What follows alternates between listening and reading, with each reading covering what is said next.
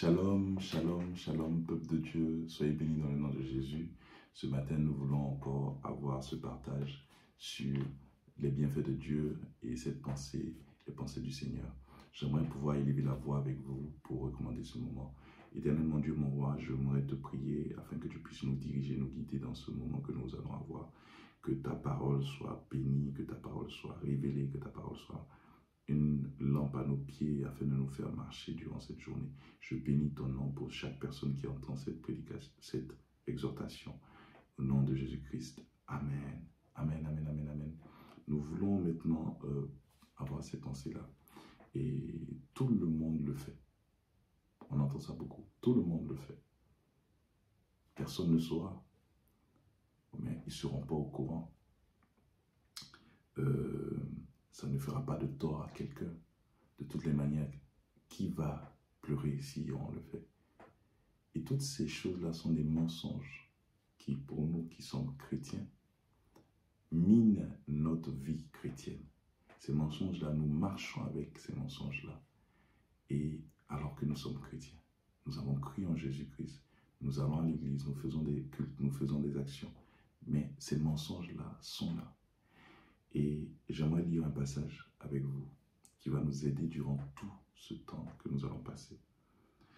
C'est Jean chapitre 8, verset 31 à verset 38. Jean chapitre 8, verset 31 à verset 38. Je ferai la lecture 2 fois. Et il dit aux Juifs qui avaient cru en lui, « Si vous demeurez dans ma parole, vous êtes vraiment mes disciples. Vous connaîtrez la vérité et la vérité vous affranchira. » Ils lui répondirent, « Nous sommes la postérité d'Abraham et nous ne fûmes jamais esclaves de personne. Comment dis-tu, vous deviendrez libres? » En vérité, je vous le dis, leur répliqua Jésus, « Quiconque se livre au péché est esclave du péché. Or, l'esclave ne demeure pas toujours dans la maison. Le Fils y demeure toujours. Si donc le Fils vous affranchit, vous serez réellement libres. Je sais que vous êtes la postérité d'Abraham, mais vous cherchez à me faire mourir parce que ma parole ne pénètre pas en vous. Je dis que ce que j'ai vu chez mon Père, et vous, vous faites ce que vous avez entendu de la part de votre Père. » Je vous fais la relecture. Et il dit aux Juifs qui avaient cru en lui, « Si vous demeurez dans ma parole, vous êtes vraiment mes disciples. Vous connaîtrez la vérité et la vérité vous affranchira. » Et il répondit, « Nous sommes la postérité d'Abraham et nous fûmes jamais esclaves de personne. Comment dis-tu, vous deviendrez libres? » En vérité, je vous le dis, leur répliqua Jésus, « Quiconque se livre au péché est esclave du péché. Or, l'esclave ne demeure pas toujours dans la maison. Le Fils y demeure toujours. Si donc le Fils vous affranchit, vous serez réellement libre. Je sais que vous êtes la postérité d'Abraham, mais vous cherchez à me faire mourir parce que ma parole ne pénètre pas en vous. Je dis ce que j'ai vu chez mon Père et vous faites ce que vous avez entendu de la part de votre Père. Seigneur, bénis ta parole. Amen. Nous voulons échanger sur ces points. Et comme je disais tout à l'heure, il y a beaucoup de choses que nous avons. Et la pensée que nous voulons développer aujourd'hui, c'est le meilleur des bonheurs. Le meilleur des bonheurs. Et comme je disais tout à l'heure, les Juifs ont cru. Ils sont avec Jésus. Ils ont cru. Mais Jésus leur donne un conseil. Il dit, « Si vous demeurez dans ma parole, vous serez mes disciples. » Pour devenir disciple, en fait, il faut croire et demeurer dans la parole de Dieu. Et c'est ces choses-là auxquelles Jésus les invitait. Mais il ne s'est pas arrêté là. Il dit encore, « Vous connaîtrez la vérité. » Parce que vous êtes disciples, vous connaîtrez la vérité.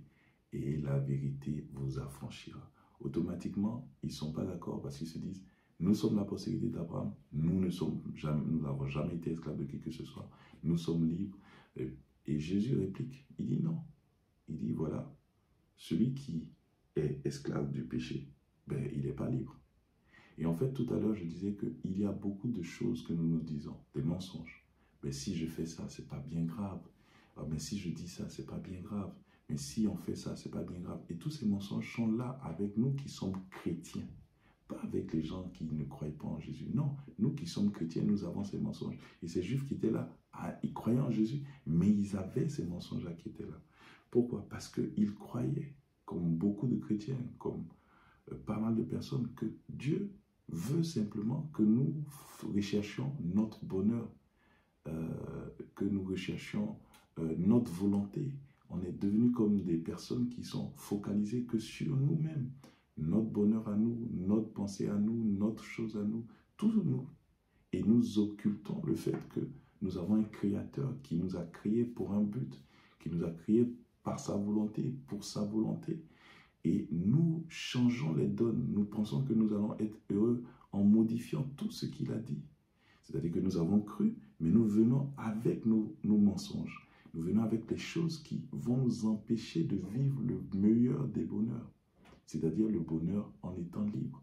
Et en gardant tous ces mensonges en nous, ben, nous nous connectons au diable, qui est le père aussi d'un certain nombre de personnes et qui va dire des choses qui vont nous faire agir d'une certaine manière. C'est pour cela qu'au verset 38, il dit, « Je dis ce que j'ai vu chez mon père », ça c'est Jésus qui parle, mais il dit, « Vous, vous faites ce que vous avez entendu de votre père. » Ton père t'a dit, et ce père qui est le diable t'a dit, « Mais c'est pas grave, tu peux le faire, mais c'est pas grave, tu peux pécher, mais c'est pas grave, et il faut y aller, c'est pas grave, personne ne te voit. » Et tous ces mensonges, parce que lui, il est le père du mensonge, le diable, tous ces mensonges viennent miner ta vie chrétienne, ta vie avec Jésus, et t'empêchent de vivre la vie pleine, la liberté. Et en fait, Jésus te dit que c'est possible d'être libre.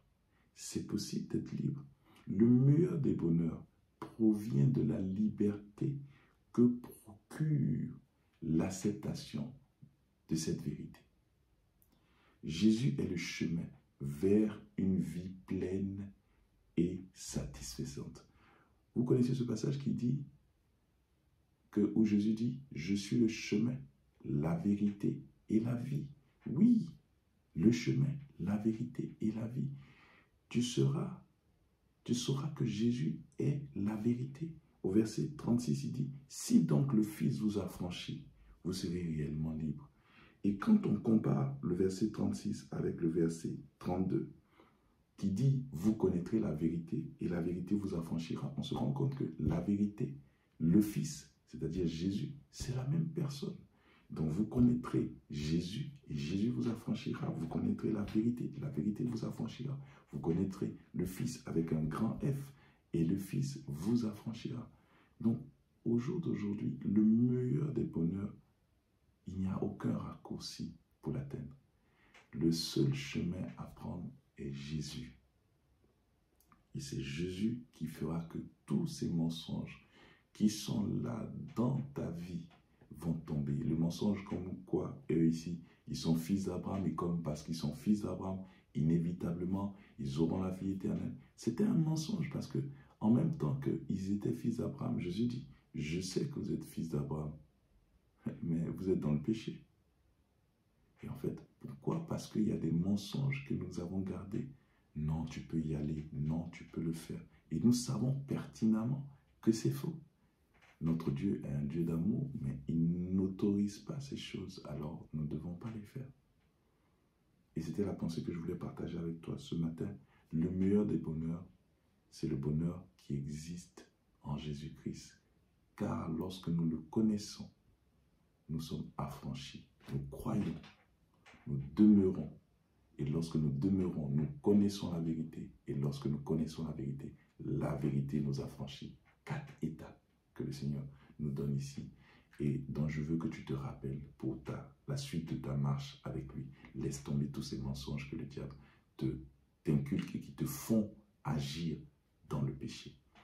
Nous voulons prier, mais avant, rappeler à tout le monde que ces vidéos que nous faisons sont là pour encourager quelqu'un à lire la Bible. Quelqu'un qui n'avait jamais lu la Bible peut commencer à la lire. Et là, nous sommes au début de cette lecture et nous sommes dans le livre de Genèse. Et nous avons dit que notre lecture doit être une lecture suivie. Et donc là, depuis un certain temps, nous lisons et nous sommes arrivés à Genèse chapitre 20. Et nous lirons Genèse chapitre 20 jusqu'au chapitre 22 et Matthieu 6 du verset 19 au verset 34. Genèse du chapitre 20 au chapitre 22 et Matthieu 6 du verset 19 au verset 34. C'est des lectures qui sont accompagnées de méditation. Nous pouvons avoir des temps de méditation à plusieurs reprises dans la journée. afin de pouvoir saisir la pensée de Dieu pour nous. Je vais prier. Seigneur, nous voulons te remercier pour ce moment que nous avons partagé. Tu nous dis que tu es le chemin, la vérité et la vie, et nous le croyons. Et tu nous fais comprendre que cette vérité qui est toi nous affranchira du péché, fera que tous ces mensonges, alors que nous avons cru en toi, qui demeuraient en nous et qui nous empêchaient d'être libres, tombent dans le nom de Jésus-Christ. Seigneur, merci pour ta grâce, merci pour ta bonté. C'est en ton nom que nous avons prié, au nom de Jésus-Christ. Et nous disons tous